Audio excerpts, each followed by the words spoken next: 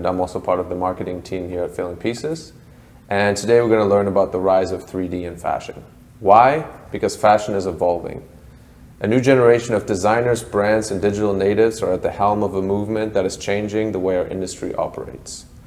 And we're excited to have some of these innovators here with us today. So welcome everyone. Thank you. I think the best thing to do is to just do a little round of introductions. Just let us know who you are, what companies you own or work for, and what you do on a day-to-day. Okay, I'll start. Okay. I'm Sofia. I'm a digital fashion designer at the Fabricant. Well, I'm Borre. Run a company called BYBORRE, textile innovation company, where we actually create a platform for creators to make their own textiles. And while doing that, we created a tool to make that sort of Photoshop for textile. Oh, nice. My name is Wytze. I'm a digital designer. I design for Full Circle, also co-founder of Full Circle. I teach digital product development at Amphi, and I do some digital freelance work as well. Nice.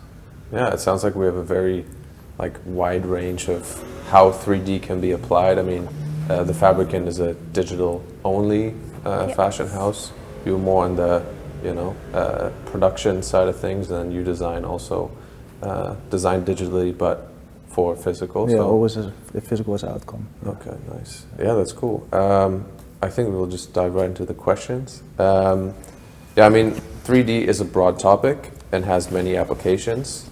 So could you explain, each of you guys, a little bit about what role it plays in your day-to-day and how you apply it, in your job? Well, for me, it started during my studies. I used to design everything straight from drawings and then go right into pattern drawing, physically. But then I did a hypercraft. That's a minor at Amphi where you learn to design digitally. And this actually gave me much more freedom, but it still always had a physical product as an outcome. So I design very constructive-wise, and I had way more freedom to play around with patterns and textiles really quick, instead of having to sew a whole garment every time. So that's basically how I use it. Nice. And you, Borre? Well, I think, the definition of 3D is sort of, for also coming here is sort of the question how we're approaching it, because it's of course a three-dimensional shape. Well, if I'm thinking about what we do in textile or in clothing, it's what we wear, and of course we created a three-dimensional shape, also digital. So in my day-to-day, I actually create a medium of textile where people can create 3D shapes in. So I think there's the outcome is the product, and the interesting phase is now have we made the product, and how is that changing? How is the making, and what you said also, how is the making digitally sort of first creating sort of the 3D shapes and then translating it back into textile. So there's a lot of elements, and that's why I find it interesting to be in the panel. Mm-hmm. Also because I think both of you have a total different angle on 3D. Mm-hmm. Where I think it's also, are we talking about 3D or the digitalization of fashion? Mm-hmm. Because that for me is maybe even more interesting than just 3D. Yeah. It's a very old world that has been the same since 2010 or something. Well, actually, like when a sort of the digital of like the industrial revolution made a sort of machines and started to make textile production scalable, it actually stayed the same until it changed to fast fashion, where it really changed what it meant for us and what scale it was made. And now it's changing into the digital world. So it's a few steps that I find super interesting, but from the making aspect, digitalization is massively important and interesting, I think.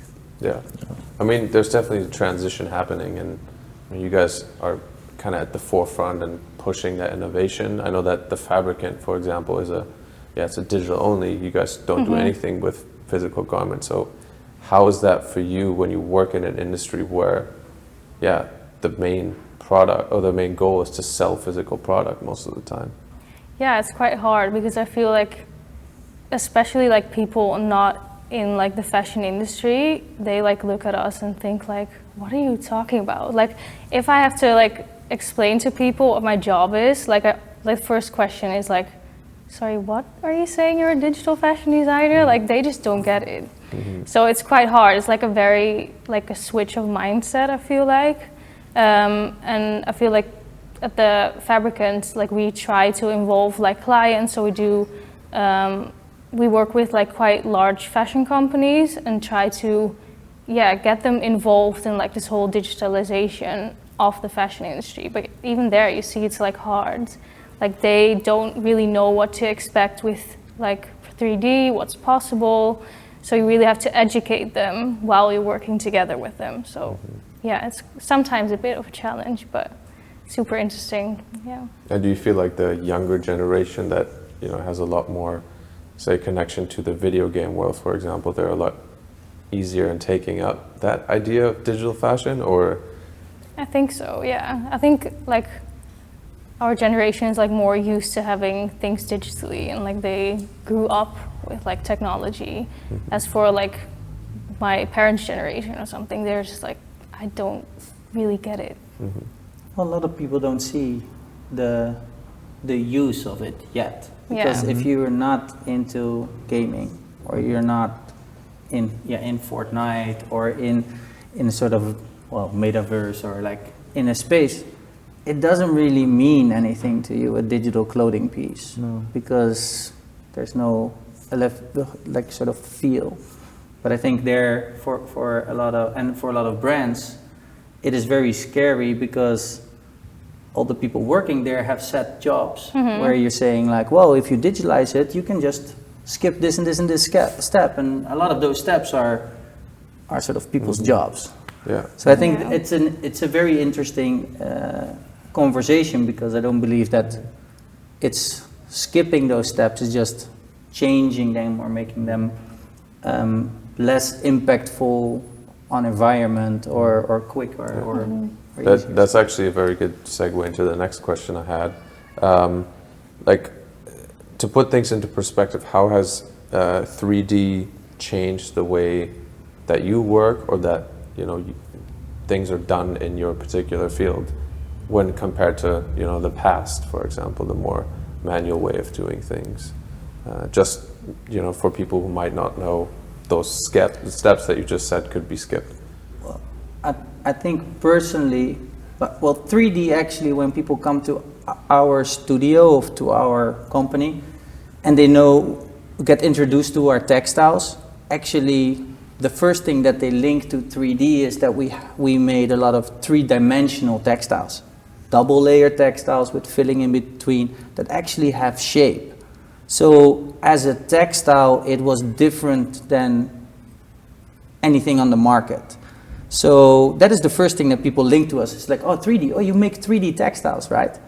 And in a sense, that is right, but it's not like 3D printing. So it is, that was why what does 3D mean? Yeah. Sort of, because then they're like, oh, do you make 3D knitted garments? And we do that too, and that's actually making a garment on one machine, and it comes totally from the machine and it's finished.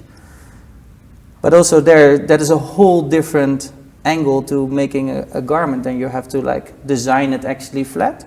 And then you have 3D modeling, where you're creating the garment in the computer, you're looking at it if it's nice, but then you're deconstructing it in the computer and making patterns out of it again. Okay. And translating that to textile, and that we do too. So there's like 3D digital and 3D physical in a way. I mean, for your application. Yeah, and a 3D structure and a 3D shape. So that's also where it's an interesting sort of what there's so much that can have that stamp. But I think like especially sitting here, it's very much what does sort of digitalization of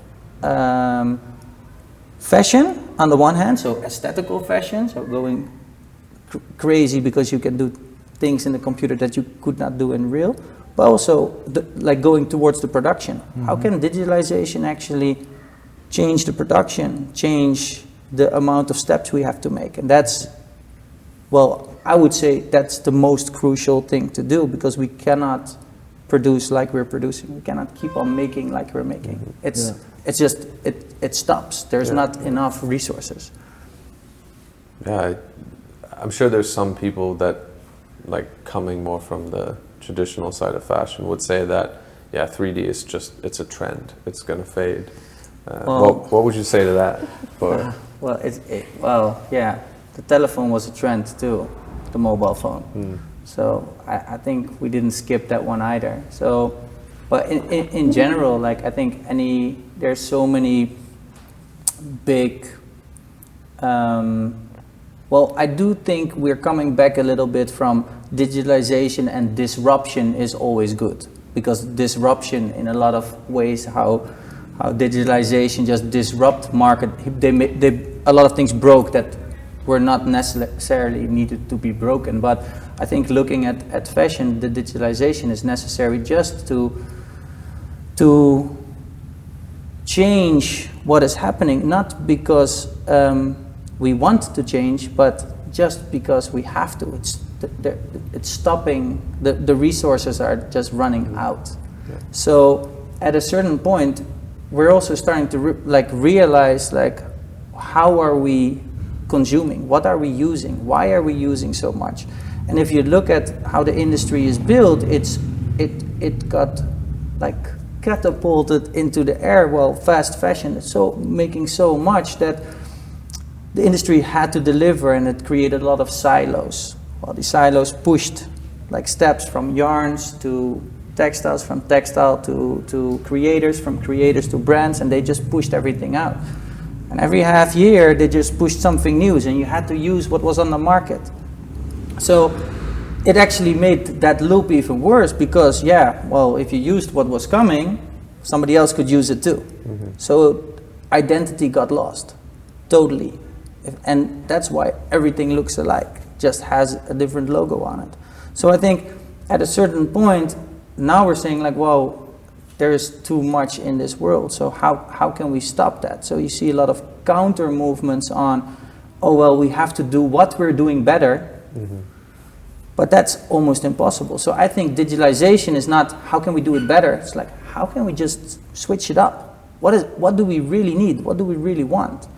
And I think, and what we are seeing, because we work for a lot of very big companies, is that I think the creators are the gatekeepers of a sort of answering those questions, or at least they get the questions. They have to design the product, they can make the choices of what materials, they can tell the story about it, but they can also ask, how many do we really have to make?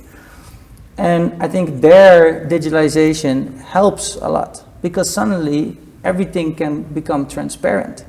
And that's something that in the digital world and in the software world is very normal, like open source, or like if everybody is helping, it's growing more fast. Nothing in the fashion industry is open source. Mm-hmm. Nothing is transparent. I've been in this industry for 15 years, like working for the biggest brands in the world, and only after so many years you get access. And people are like, well, now you can, or now you do enough things, or your productions are big enough so you get access. And that's something where I think it's just plain bullshit, actually. Why should students waste and do bad things for 10 years until they get access? So, and digitalization can really open that up and create a platform. So one of the things that we're doing is literally just showing all our suppliers, all our yarn suppliers, all our factories, and we created a tool to use software that we created to design and to make it possible that you don't have to understand all the machines, but you can design. So just make bridges, and their digitalization will really cancel out a lot of waste, will cancel out extra samples, will cancel out. So I think it is not about making it better, but it's like literally changing it up for the better. Yeah, I mean, it sounds like there's a lot of implications and benefits, especially to sustainability. I mean, you're talking about transparency, you're talking about, you know, creating more like timeless pieces that have more DNA and sentimental value. But then, of course, there's also like, yeah, cutting out steps, like you mentioned. But you know, because the Fabricant obviously has a very, I wouldn't say extreme, but it's a bit further along. You do digital only. So what is your stance on sustainability and the impact that you're trying to kind of push for? Yeah, I think what Borre said, I completely agree. Like, it's not really a choice now. Like, we have to change. And we actually, like Jamie, one of our team, did like a sustainability report together with Peak Performance, one of our clients.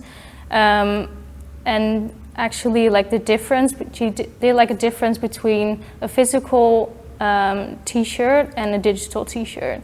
And like the difference is like 89% of carbon emissions is less with like a digital fashion piece.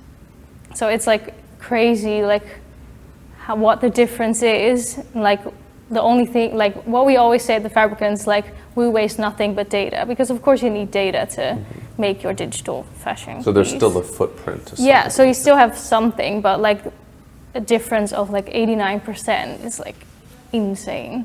So I feel like, yeah, it is a change. And I kind of want to go a bit more in the practical direction now. So, for example, people who are interested in, you know, getting into this space, how did you get started with it, and what would be like the best way for someone who's not in this space to get into it? Well, I did just design school. I did design school. Several steps in that, but ended up at the design academy, and I loved textiles. And actually, the more I loved it, the more I was annoyed by it. So to be honest, I work with a lot of schools and with a lot of interns, and I would always like, what's the real reason that you want to go in? It's sort of what, like, if you want to go into fashion, what's the real reason? And I think it doesn't matter where you're from, which school, it's just like going to the places what you find interesting. Like step to the Fabricant or us, or like, I think that is always sort of my advice, to just really start a dialogue and follow your way. But I do always, like now, if I speak to a lot of people that start, I do want to question all this, like what the real reason, if it's not, especially with fashion, if it's not shine or like sort of, oh yeah, I want to build our own brand. It's like, I would challenge them, do you really want to build your own brand? Because lose from that, it's hard. Is it this time? So then I think, especially in the 3D world or material world, or like how can you better, or something in the supply chain that you can better, there's so many interesting things going on. And I mean, once you build up a certain level of knowledge, like where do you go from there? I mean, just like with any technology, it's constantly improving, constantly evolving. How do you stay ahead of the curve? Is there like a premiere vision for 3D, like technology and stuff like that? Like, how do you stay ahead of the curve? Well, for me, I don't know how to animate, for example, and I don't know how to create the most realistic and sickest renders. So that's not something that I'm learning as well. Like for me, the focus really is on how to better the production process and how to better those steps. And for me, then basically teaching this process is helping myself also a lot to understand what can be done better, because I'm looking at it on a really reflecting way, in a really reflecting way. Okay. So. Nice. And how's it for the Fabricant? Like, do you guys have a R&D team, for example, that just focuses on 3D and digital innovation, or do you have research partners? Both, actually. Okay. Yeah, so we have different people like having their own specialization. So for example, you said like we have some people that are super good at animating stuff. And like for me, for example, I work a lot in Clo 3D, but then I feel like to be ahead of the game, like I want to learn more of these other software as well. So now I'm actually learning Blender and how to animate in Blender, just to have more insights from like other aspects than just like this one software, and you keep like super focused on that one software. But there are so many possibilities with like other softwares. So I feel like it's always good to have like other insights, but also like other people that already have that as like their specialization, and like they can teach me, but I can teach them on what we're working on a daily basis. Okay. Yeah, it sounds like collaboration is very key still. Yeah, I think for us, like we're also trying to build like this community with like we do Twitch streams, for example, where we're like literally like designing online, and people can follow and they can ask questions, even if they're like in a different country. Like we want to like involve them as much as possible so they can learn from us, and then they ask us questions and maybe we don't even know the answer, and then we start this new path and trying to get the answer ourselves. So it's like it brings you new ideas to be collaborative. Nice. Yeah, I mean, maybe this is a good time to involve the audience a little bit. Do you guys have any questions specifically for these guys? So it seems that you guys are like maybe striving for, not maybe, but what I hear is that you guys are like striving for a more digital, you know, fashion like world, you could say, right? Yeah. Yep. So yes, so digitalizing production and sampling and everything. So where I'm trying to go is like, how would you see it in the future then? What would you like to see? Like, what would you like to see in like, how would sampling would go? And are we gonna lose a lot of couturiers, for instance? Is couture gonna change? Are the skilled clothing makers gonna be, you know, are we gonna lose them or something? Is a lot of that gonna be digitalized, or how do you guys see it? Who wants to start? Well, I think I don't think it's going to disappear completely, but it's going to change. Like you will have different kind of couture. So I feel like if you have like your own digital garment, you can go crazy. Like you can do things you can't imagine having in like real life, like physical. Like what we said, the shoes are literally on fire. Or like you can have like a dress or whatever, like that is like couture but digital. So I don't think like it's definitely gonna change, and Does that make sense? And okay, so what if this? I would disagree a little bit though. Oh. So maybe before you ask another question. Yes. Because the radio, people when television came, people thought radio is like old, it's gonna disappear. When digital photography came, everybody was like, analog is old. But you see that actually what happens is people specialized. So radio became a market. Like analog became a market. Polaroids became actually a thing. So it's the good things stay. Definitely. Couture will not change. Couture is art. But the thing is, couture was like totally watered down by fast fashion, because suddenly Duitze was on the billboard for H&M, and the week before she was doing a couture show. Like, as a customer, you were like, fuck, like, is it the same? So they were fucking with our minds in a sense. But I think in general, like a lot of things will be democratized. So access will change a lot. So digitalization will give the ability for anybody, anywhere with access to really show their talent. And I think that was, like, I had a very interesting call with a new colleague of ours, and he's in one of our programmers, and he's in Nigeria, in Lagos, yeah.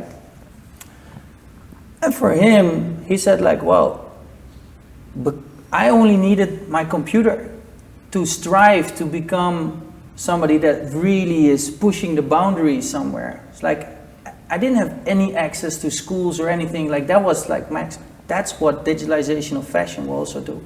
It will really give anybody access and anybody that is good. So for us also, like making textile, it's easier to start a bank nowadays, and I mean a bank, money bank with numbers, than to make your own textile. Because there's no access of making your own textile. That's exactly where we, as a company, we're like, well, how can we democratize that? And how can we democratize the good things in that? And the honest things, and the things that are like that are transparent, and that we know where the fibers and stuff come from, to really make a difference. So I think for me, it's things will become better, and they will find their own way. But to make it democratized, or democratization, is for me the main thing that I think is gonna happen. Okay. Can I add up to it? Go ahead. Yeah. So when we're talking about fast fashion, then don't you think that if this new eon then of digital design, won't that maybe add up to like fast fashion? Won't that make it easier to make fast fashion for maybe a lot of the young people that are coming up now? Fast fashion is scaling. Yeah. It's not about making a garment fast. They can, but it's about scaling. It's about scaling and making it cheap, so it's accessible. And if you democratize making your things, you're making also the transparency on what is it really. So I think what's going to happen is, if the transparency is real, you, me, everybody will see how it is really made, how much resources they really used to get that one product out on the market, and how much that one product is really worn. So what you already see is that fast fashion decreased the amount of respect, love, anything we had for fashion. It's gone. It's not worth anything. If you're in a second-hand store, you're not gonna buy the H&M thing, but you are gonna pay more for that LVMH, whatever, like piece that you know it was sold out and you cannot get anymore. So it's all about, I think, a sort of the value that we give to it.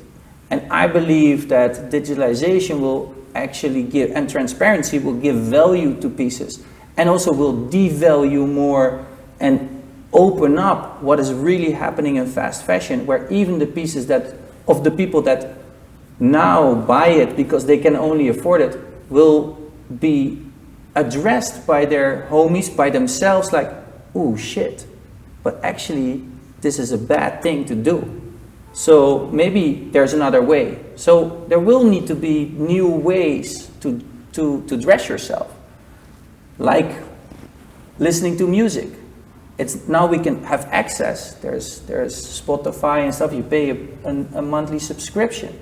So we couldn't, like none of us could afford 1 million records, like if you would have the free record shop back in the days, to buy new ones. So that changed totally. So I believe that the moment that things like that change, there will be services to have your base clothing, and what you buy yourself will be something special, because then the incentive for those services is not to make the piece cheaper and earn a bigger profit on the moment of sale, but the incentive is to make the piece a higher quality, because it needs to be worn as much as possible, because they earn on the piece, on the wearing. So so actually you're changing the whole value proposition. So I believe that digitalization and transparency will actually kill fast fashion, and will give us back more respect for clothing, and respect for resources, and also more understanding, so that we can talk to each other when we see somebody in a fluorescent jacket that you're saying like, nice though, but you know that it's very bad to paint something fluorescent because there's shitloads of chemicals in it. And if they don't react, well, yeah, but this jacket is for on the boat, and if I fall off the water, it's super functional, then, so we start to understand why we do things, and not just do because somebody was on a catwalk or a rapper was wearing it. I think that for me would be sort of, in short, the answer. Thank you. Very nice. Anyone else? Yeah, I have a question. Yeah.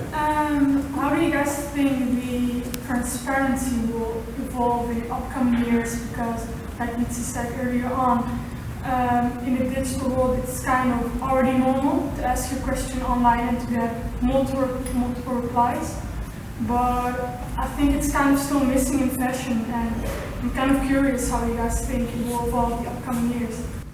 Well, I think it's also the younger generation that just sees it in another way. For example, with Full Circle, we, same as Borre, post all our suppliers are online, all our factories are online, the whole production process is online, so everything is visible for everyone.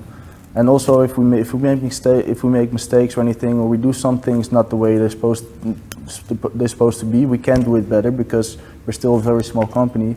But I think it's purely generation focused, and I think the younger generation is way more open and way more eager to share what they're learning and share what they're doing. Like, does that? Because I feel think like it's very, very difficult. because once you get to a certain size, Well, we have to imagine that there's like nothing in this world that we use more than clothing, like literally, like where we wake up in our, or like a textile in general, like, and these industries are so big, and it's not for nothing that it's all closed, because, well, behind closed doors you can hide a lot. So we do a lot. We do everything and every step as transparent as we can do. I had a call with WWF, so Wereld Natuurfonds, but like the other day, and actually they are helping and trying to help big fashion companies and industries to better their factories. They're actually trying to like sort of even fund these things to say like, well, we try to save the world, but it's not working, so now we really have to see how we can invest in the companies that are fucking up the world, the other way around. So, and these companies are all built on their marketing systems, on their costs, in that old world. So for them to change how, or open up how they've done production, it's very hard. So I do think it has to come from partly the industry itself that is behind it to start to open up, to like be more transparent, to be more on the front stages, to show solutions that work, and also cost structures that are still okay, because the fashion industry is very much built on exploiting and squeezing, and somebody's paying for it, or it's people or it's Mother Nature. So every time we buy something we think like, wow, it's pretty expensive, or like, wow, I go cheaper and stuff, like, well, somebody else is paying for it. And I think there it is, so on the one hand the industry, but on the other hand, like, it's education on how we buy our clothing, the questions that we ask, and then the designers, up to the designers to facilitate as much information as they have. So it is a very, like, it's a very difficult thing. Been in it so many things. Every time you open something, it's a Pandora's box. It's like, oh fuck, this, okay, what's up next? Oh shit, it's like, and you go back to the fibers, and then it's like, okay, what is really sustainability? It is not using one good yarn and put your spotlight on it and say like, we used recycled polyester. That's greenwashing. That's spotlight marketing. So it is up to like companies to start to really open up and really show different solutions, how it also can happen. But for sure, like, it is the main thing that everybody's talking about. The solution is a bit more difficult. They can always use our platform though. Now, how do you then, for example, feel, because we are trying to develop a 100% recycled yarn. There are some companies that already have the first step in doing that, but then there's an H&M and a Zara that buy exclusivity on that yarn for like 48 million, which makes it impossible for other brands to use it. Well, yeah, but that's the funny thing. Like big brands, they try to claim responsibility and sustainability. That's fucked up because you do it like for your own profit. So it's the reversed. So like that's things that we as consumers need to understand. And the thing is, to recycle is a first step, but it's still cleaning up other people's mess. The next step, what would be the next step? What is the renewable yarn, and how much of that renewable yarn are we able to renew? So there's never one solution. We tried that in food in the world, like to make one thing that is the best. Well, it doesn't work. There's not one thing. It is really understanding what is possible where, and how much can we have of that, and how much will grow back. So it's very much on, well, this word I will like trip over, legislation, like lawmaking. I will trip over that word. But it's the question of like, what do laws, sort of, how can we put laws in certain moments like that we cannot just import, that it is not interesting anymore to get everything from the Far East. So, what I believe and what I really hope for and what I want to at least with the platform and all the people we're working with, is that we will get new certifications in countries or like in Europe or in the States, that we say, what can we really build here? What can we grow here? How can we make the yarns here? How can we translate it into garments here? And how can we sell it here? So to make it interesting. And not because we don't want to sell it to other people, but there's other things somewhere else that work very well there. So to balance it out. So like localizing it will localizing also make on it more scale. transparent. Okay. So I think there is a lot of possibilities, and to also like really put laws on that. Like it is not about, everybody's jumping on recycling, but it's not like what we recycle. Yes, let's clean up the shit of all the people that made the shit before, but it's also, what is the next step? What is the fiber that is going to grow again? I think that is the search also that we have to make, and then also sort of, and how much do we really need? That's the other question. All right. Yeah, I think those are some good questions, some good answers. I think we could have endless hours of more discussion on topics like this, because they're big topics. With some food, yeah. some beer, there we go. pizza. But yeah, I think we'll wrap it here.